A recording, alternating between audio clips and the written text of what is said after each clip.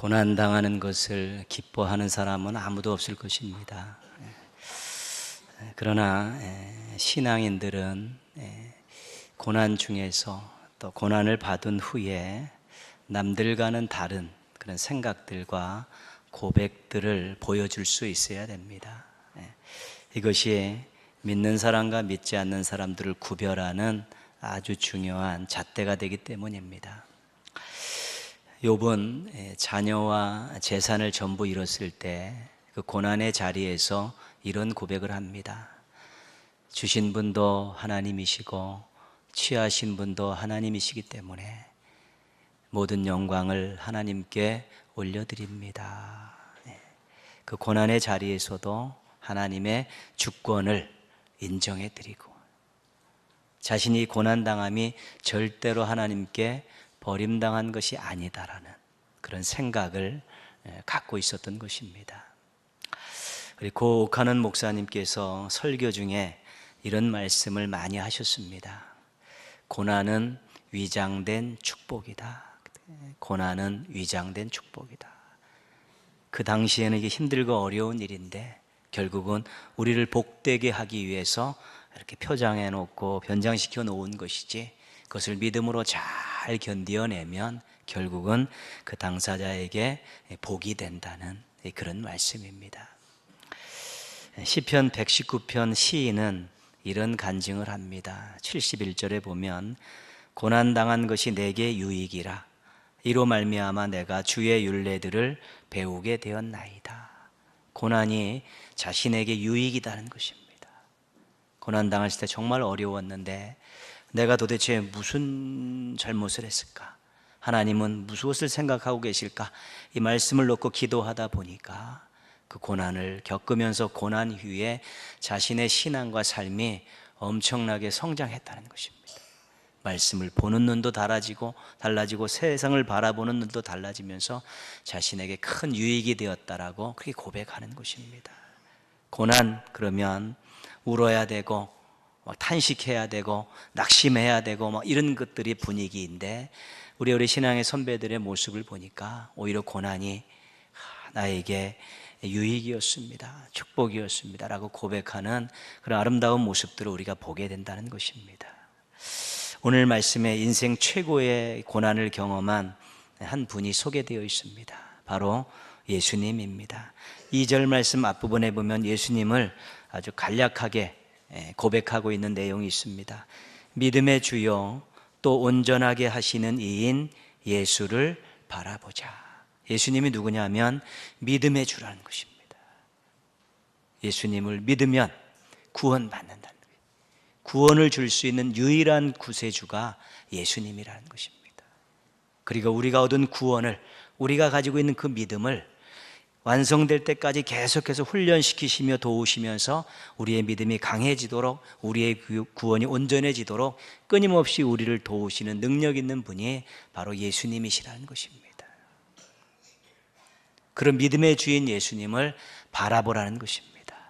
인생의 목표가 예수님이고 신앙과 삶의 모델이 예수님임을 분명히 알라는 것입니다.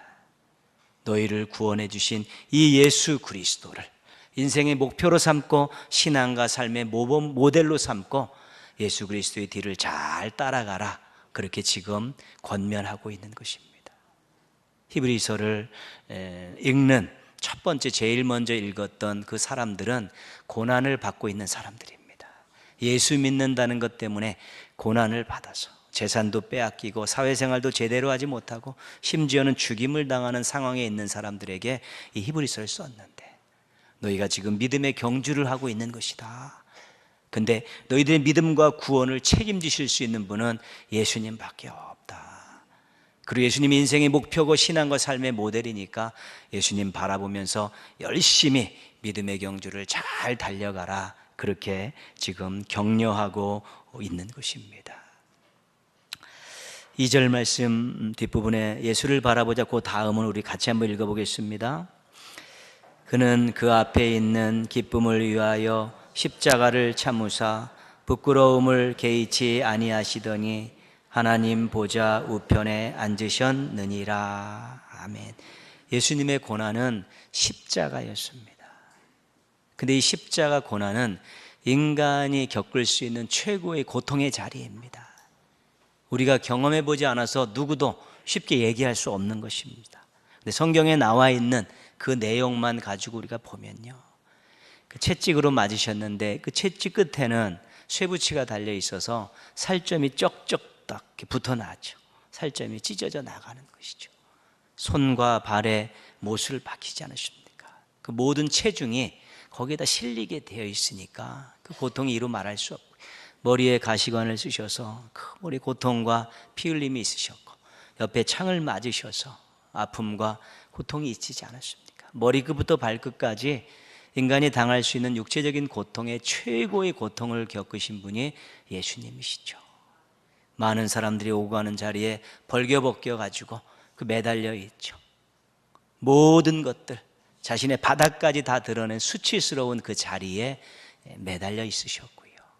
나의 하나님, 나의 하나님, 어찌하여 나를 버리시나이까? 하나님께 버림받았다는 그런 생각이 들 정도로 비참한 마음을 가지고 그렇게 십자가 고난의 자리에 있으셨던 것입니다.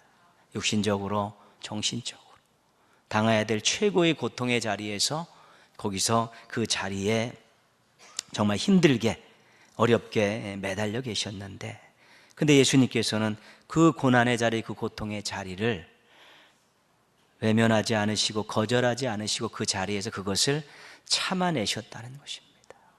그 아픔을 참고 그 수치를 견디어내셨다는 것입니다. 얼마든지 불평할 수 있고 얼마든지 사전에 거부할 수 있었던 기회가 있었음에도 불구하고 그 십자가의 고난의 자리를 묵묵히 지키시고 힘든데 참으면서 지키시면서 우리를 위해서 생명까지 내놓으셨다는 것입니다. 고난의 현장에서, 고통 속에서 예수님께서 무엇을 생각하셨기에 참아내실 수 있으셨을까? 오늘 2절 말씀 속에 그 힌트가 나와 있죠. 그는 그 앞에 있는 기쁨을 위하여 십자가를 참으사. 고난의 자리에서 기쁨을 생각했다는 것이죠. 앞으로 있을 기쁨. 그 기쁨의 첫 번째는 이 땅에 태어나서 죄인으로 죽을 수밖에 없는 많은 사람들이 십자가에 달려 돌아가신 그 예수님을 믿고 구원받을 것을 생각하는 것이죠. 내 고난이, 내 고통이, 내 죽음이 누군가의 구원을 이루고 영생을 주는 것이라는 것을 생각하면서 그 고통을, 그 고난의 자리를 참고 지켜내셨던 것입니다. 죄인들이 구원받는 것을 생각하면서 그것을 기뻐하시면서 그 고난의 자리를 지켜내셨다는 것입니다. 예수님은 하나님의 약속에 대한 분명한 확신을 가지고 공생애를 사셨던 분입니다.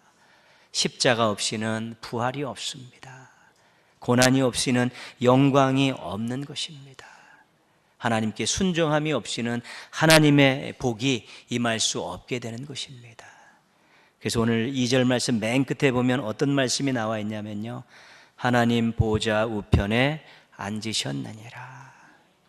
고난의 자리에 순종해서 묵묵히 참아내셨더니 통치의 자리로, 왕의 자리로 하나님께서 올려주셨다는 것입니다. 하나님께서 약속하신 것은 반드시 이루신다는 것을 알고 믿었기에 그 고난의 자리를 잘 지켜내고 인내하고 참고 모든 것을 다 드리셨는데, 하나님께서 하나님 보좌 우편으로 올리셔서 세상을 통치하고 심판하실 수 있는 자리에 앉혀주셨다는 것입니다. 예수님에게 있어서 고난은 영광이었습니다.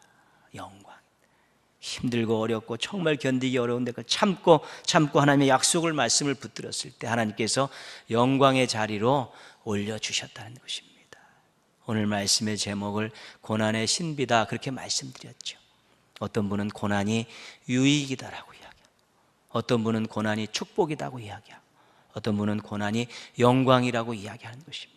내가 지금 힘들어 아파 죽겠는데, 억울해 죽겠는데, 속상해 죽겠는데, 감당할 수 없는 두려움과 공포가 있는 그런 힘든 상황을 맞이하고 있는데 다른 것 생각할 겨를이 없습니다.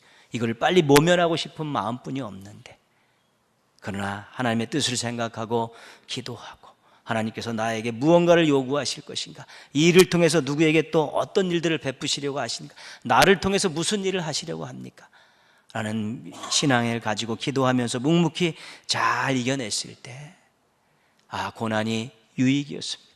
고난이 나에게 축복이었고 고난이 나에게 영광이었습니다라고 고백할 수 있다는 것입니다. 그래서 고난이 고난이다라고 끝나는 인생도 있지만 고난이 신비라고 고백할 수 있는 인생도 있다는 것입니다. 그래서 우리도 많은 어려움을 당하고 때로 예수 믿는 것 때문에 말씀대로 살려고 또한 멋지게 살려고 정직하게 살려고 하다가 많은 어려움을 당할 수도 있습니다. 나에게 원인이 없지만 악한 마음을 품은 많은 세상으로부터 또 고난을 당할 수도 있습니다. 그럼에도 불구하고 고난을 고난으로 알고 그냥 찌그러진 인생을 살고 낙심천만해서 그렇게 사는 인생이 아니라 하나님께서 이 고난을 통해서 어떤 일을 이루실 것인가를 기억하며 때로는 참아내야 될 고난이 있고 때로는 싸워 이겨야 될 고난도 있는 것이지요. 그래서 고난을 잘 견뎌내고 이 고난이 내게 유익이었습니다, 이 고난이 나에게 축복이었고 이 고난이 나를 영광스럽게 했습니다라고 고백할 수 있다면 우리는 고난의 신비 속에 있는 행복한 신앙인들, 아름다운 신앙인들로 살아갈 수 있게 되는 것입니다.